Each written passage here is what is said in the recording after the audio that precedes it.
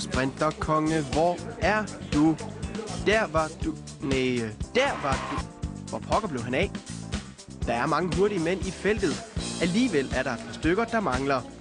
Dagens top 3 ser lidt nærmere på de sprinterkonger, som ikke er til stede i årets Tour de France. Tredjepladsen har den pivhurtige Liquigas-sprinter Daniele Benati trådt sig til. Men måske har han trådt lige lovligt hårdt i pedalerne.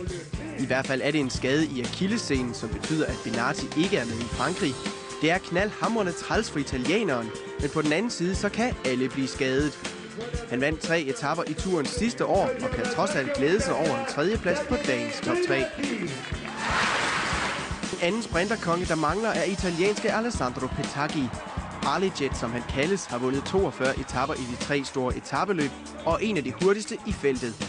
Men Petacchi er åbenbart så hurtig, at han ikke har tid til at læse indlægssedlen i den medicin, han tager. Under sidste års Giro d'Italia blev han taget for at have brugt for meget af astmamidlet salbutamol, og derfor afsoner han lige nu et års karantæne. Tom Boonen er et navn, der kan få især belgiske kvindehjerter til at smelte. Årets vinder i Paris-Roubaix er en af verdens absolut bedste sprintere, men særlig skarp, det er han godt nok ikke.